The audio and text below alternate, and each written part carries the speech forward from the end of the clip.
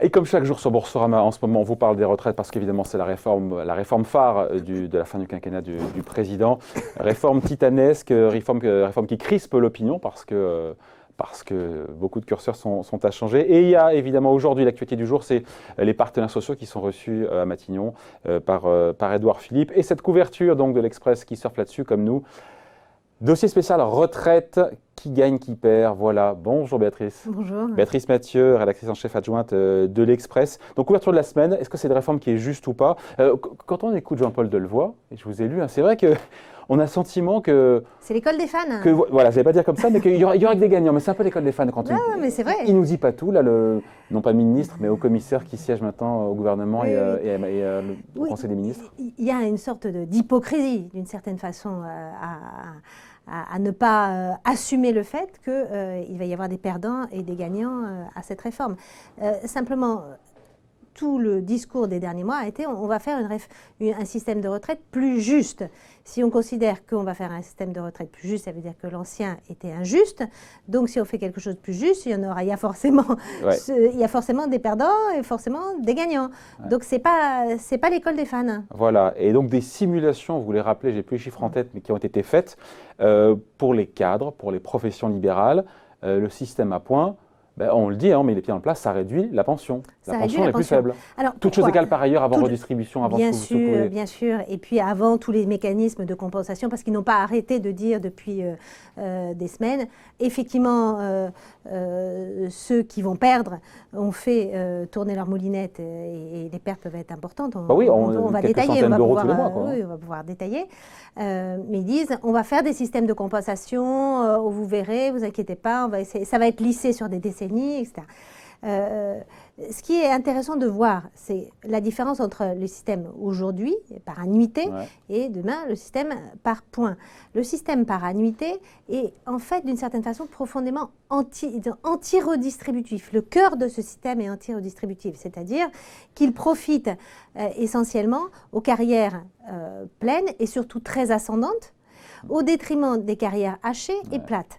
Là, dans le système à points, on revient en arrière, c'est-à-dire ça va plutôt profiter aux carrières plates, ça va moins désavantager les carrières hachées. Parce que pour les carrières hachées, on aura moins de points aussi, donc moins de trimestres de cotisation ou moins de points. Oui, mais quand on compare les deux systèmes, quand on compare annuité et points, paradoxalement, finalement, on gagnera plus pour ceux qui ont eu des carrières hachées dans le système à points que dans les systèmes donc c'est redistributif. Donc le système à points est plus redistributif et plus juste que le système par annuité. Sauf à ceux à qui on demande des efforts.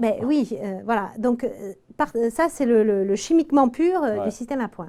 Après vous avez évidemment, on le savait, hein, des 42 régimes, des spécificités dans tous les sens. Si on en prend quelques-unes, par exemple, on va beaucoup les entendre ces prochaines semaines, c'est les professions libérales. Et pour eux, pardon, il faut dire, enfin, c'est médecins, architectes, experts comptables, infirmiers libéraux, les avocats, etc. Alors les avocats sont… ils sont tous scolaires, parce qu'à les écouter, il faut expliquer pourquoi, parce que pour eux, c'est le coup de bambou. Si j'ai bien compris, on va doubler, je ne suis pas un expert, mais on va doubler leur taux de cotisation. Alors pas tous, c'est là que c'est encore plus compliqué. Vous avez les professions libérales… Pourquoi ça gueule? Alors, certains queen, pas pour les mêmes choses. Vous avez… alors tout le monde va converger vers un taux de cotisation de 28-12%. Les avocats sont à 14. Les avocats sont à 14, mais les médecins libéraux, eux, sont à 35. Mais Equine aussi. Alors pourquoi? Tu n'as pas raison. Pourquoi? Alors prenons le cas de ceux qui sont en dessous des 28-12. C'est le cas des avocats, c'est le cas aussi par exemple des infirmiers libéraux. Eux, évidemment, vont voir leur taux de cotisation quasiment doubler. Donc, pour une pension moindre. Pour une pension moindre. Donc, le problème n'est pas tant la pension que l'effet, et c'est là où il râle pas mal, c'est l'effet potentiel sur le salaire net. Aujourd'hui. même si du jour au lendemain, ça ne va pas passer de 15 à 28-12. Ça sera lissé. Ça va s'étaler sur 2 décennies. Mais potentiellement, évidemment, un doublement du taux de cotisation, ça se voit sur le pouvoir d'achat. Les avocats ont fait tourner leur modèle. Ils disent grosso modo sur le salaire médian, ils ont un salaire médian qui est aux environs de 44 000 €. Ça fait 70% des avocats qui pourraient perdre environ 14% de pouvoir d'achat de salaire net. C'est très important. D'un autre côté, avec un régime qui est excédentaire, je crois. Avec un régime qui est excédentaire par ailleurs. Oui. De notre côté, vous avez par exemple l'exemple des médecins libéraux. Eux, c'est pas la question du salaire net, c'est la question de la pension qui les inquiète. Parce qu'eux, à court terme, théoriquement, ils verraient leur taux de cotisation baisser, puisque eux sont à 35, baisseraient à 28-12. On peut se dire, c'est pas mal. Sauf que s'ils cotisent moins, ils vont aussi avoir une pension inférieure. Donc eux, la question n'est pas celle du salaire net, mais celle de pension, de retraite, qui serait dans le nouveau régime bien plus inférieure à ce qu'ils sont dans le régime actuel. Donc on voit bien que ils râlent tous, pas forcément pour les mêmes choses. Ils râlent tous, mais ce sont tous des privilégiés, pardon de dire comme ça, ceux qui râlent. Et d'ailleurs, on pourra noter que c'est un peu l'électorat de Macron qui on demande de faire des efforts. Voilà, ce qui est très étonnant en fait finalement dans cette réforme, c'est que d'une certaine façon, c'est un peu le cœur de les professions libérales, ça a été un peu le cœur de l'électorat de Macron. Ça paraît assez étonnant. Alors, les autres perdants, évidemment, les régimes spéciaux, électriciens, gaziers, ça va couiner sévère. Donc là, ça va couiner sévère. Et puis alors après, il y a même pour les fonctionnaires, pour la règle de calcul, la suppression de... Il faut rappeler la règle de calcul des pensions sur les 6 derniers mois. Ça va faire mal pour les fonctionnaires. Alors, ça va faire mal sur les fonctionnaires, et notamment sur une catégorie de fonctionnaires que le gouvernement essaye de choyer en ce moment, c'est les enseignants. Le problème des enseignants, alors pareil, chez les fonctionnaires, vous avez les fameuses primes. Alors les primes, demain on dit on réintègre les primes dans le salaire. Avant, vous ne payiez pas de cotisations sur ces primes, maintenant vous allez payer des cotisations, mais ce qui vous donnera des points, on les réintègre, et puis voilà. En moyenne, les fonctionnaires ont 23% de primes. Enseignants ou fonctionnaires? En moyenne, dans la fonction publique d'État, 23%. Enseignants on déprime. Pardon. Enseignants, on est beaucoup moins, puisqu'on est environ entre 8 et 10%. Donc eux... Donc ça fait 90% de perdants. Eux, leurs primes vont être intégrées, sauf qu'ils ont peu de primes. Donc ça ne sera pas tellement un problème de salaire net, de cotisation supplémentaire sur des primes, parce qu'ils n'en payent pas. Eux, en revanche, c'est que le système à points ne compensera pas en fait la perte des 6 derniers mois, de la règle de calcul des 6 derniers mois. Et là aussi, les estimations qui courent, c'est encore du calcul théorique et mathématique. Faut pas, et qui sera corrigé, compensé, nous dit Jean-Paul Delevoye aussi. Donc, il ne faut pas que tous les enseignants, s'ils nous écoutent là, ils soient totalement catastrophés, parce que les calculs théoriques montrent qu'il pourrait y avoir sur des baisses potentielles de pension de l'ordre à 20 à 25%, ce qui est évidemment considérable. Que nous dit Delevoye et son équipe? Paniquez pas. Ça, on en a conscience dès le début, et c'est presque une occasion en or de corriger ça, de se dire, bon ben voilà, on savait qu'en France, il y avait un problème de grille salariale des enseignants. On sait que relativement aux autres pays de l'Union européenne, ils sont moins payés. Plus nombreux. Ils sont plus nombreux, moins bien payés, ils font peut-être aussi moins d'heures. Donc voilà, il y a une vraie réforme à mener sur les carrières et les grilles salariales des enseignants. C'est l'occasion de remettre tout ça sur la table. Et Delevoye a dit maintenant, le dossier, il est chez Blanquer et il faut l'utiliser. Il y a une dernière catégorie aussi qui est... On a passé en revue quasiment tous les perdants, là. Alors, les derniers perdants, et là aussi c'est assez chaud compte tenu du contexte des urgences en ce moment, c'est le personnel soignant et les aides-soignantes. Alors là, c'est encore différent. C'est plus l'histoire des 6 derniers mois, c'est plus l'histoire des primes, c'est l'histoire des départs anticipés. C'était des professions qui étaient dans ce qu'on appelle la catégorie active et donc qui avaient le droit de partir à 57 ans. Aujourd'hui, la catégorie active sera réservée aux pompiers, aux policiers, etc. Aux régaliens. Voilà, aux régaliens. Et les aides-soignants interrogés, ne peuvent plus bénéficier de ça.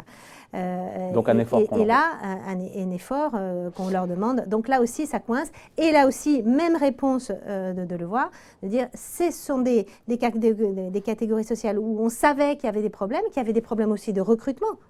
C'est la même chose pour les enseignements. On sait très bien qu'il n'y a pas le nombre de postes qui sont ouverts au concours du CAPES, etc., ne sont pas remplis. Donc si on ne règle pas cette question de grille salariale, d'évolution de carrière, on aura des problèmes gravissimes, de toute façon, de recrutement. Donc il faut utiliser d'une certaine façon cette réforme des retraites pour adresser ce problème. Alors, est-ce qu'ils vont le faire?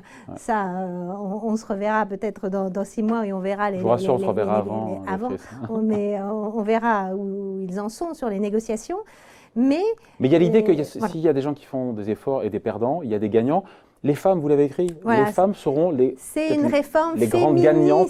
C'est une réforme. C'est intéressant ça. Non, c'est une réforme féministe. Là encore, il y a des calculs qui ont été faits par des économistes, notamment quelqu'un qui s'appelle Bozio, qui est vraiment qui a poussé très loin les calculs et qui montre que en moyenne, 50% des femmes dans le régime à points devraient voir leur retraite progresser par rapport à la situation antérieure, parce que c'était la même chose. Ce sont elles qui ont plutôt eu les carrières hachées, ce sont elles qui ont plutôt des salaires, plutôt des carrières plates, et donc elles rentrent directement dans cette catégorie de gagnants. Par ailleurs, dernier point, la revalorisation des pensions à partir du 3e enfant qui est dans le cas actuel, demain, ça sera dès le premier enfant. Donc on a quand même une réforme qui, pour les femmes, en fait, tient compte davantage de la situation aujourd'hui du marché du travail. Quand on a le CNR en 1945, quand il a un peu dressé ça, c'était la situation des femmes, elles travaillaient peu, c'était une situation des femmes mariées. De famille monoparentale. Voilà, et il fallait... pourquoi on avait fait une revalorisation à partir du 3e enfant? Parce qu'il fallait repeupler la France. Donc on a une conjoncture sociologique et économique très différente, et en cela, le projet de Levoix adresse et correspond plutôt à ça. Je ne sais pas si on va finir là-dessus, Béatrice, si on repart de zéro sur cette réforme, puisqu'on le disait, pour qu'on en parle notamment aussi, parce qu'il y a la reprise des négociations, nouveau round de négociations aujourd'hui et demain à Matignon entre les partenaires sociaux et le Premier ministre. Mais est-ce qu'il ne s'est pas mis un peu la rate au courbillon, le Président? Parce que quand on l'écoute, on sait qu'à sa mesure, et la réforme doit être systémique. Ce n'est pas pour faire une énième réforme, et en même temps, il veut aussi équilibrer le système en 2025, il n'était pas obligé de se mettre cet objectif-là. Et en même temps, on a le sentiment qu'on repart de zéro. Puisqu'on va repartir sur... Non mais, on va repartir... Il a quand même pris ses distances, le Président, avec l'âge pivot de 64 qu'il avait d'ailleurs, nous avait dit l'opinion, et je renvoie aussi au Monde d'aujourd'hui, c'était au départ, Jean-Paul Delevoye ne voulait pas de cet âge pivot, cet âge d'équilibre. C'est plutôt le Président qui lui a soufflé, le Président qui a pris du recul lui-même en envoyant un signal à la CFDT. En envoyant un signal... Pourquoi il lui avait soufflé ce 64 ans? C'était aussi pour faire plaisir à son aile droite. Parce que dans un régime chimiquement pur à point, vous n'avez pas besoin, vous n'en avez pas besoin. Mais évidemment. Donc, il n'y a pas besoin d'âge pivot. Voilà, vous avez tant de points, vous avez commencé tard, vous avez peu de points. Si on suppose que la retraite est à 62 ans, vous pouvez liquider. Aucun des grands sujets n'était tranché. La valeur du point, tout ça. Quand je dis qu'on repart de zéro, non, parce qu'il y a un rapport, il y a des concertations. Mais on repart sur une consultation citoyenne, on repart sur des négociations avec les partenaires sociaux. Mais on ne va pas revenir sur l'idée de basculer dans un régime à points. Donc, je pense que ça, c'est déjà acté. En revanche, effectivement, la valeur du point, qui pilotera le système, que vont faire, là les partenaires sociaux se disent qu'est-ce qui va se passer sur les trésors de guerre en fait de certains régimes, de certaines caisses, qu'est-ce qui va se passer des 70 milliards d'euros de réserve de la GECARCO.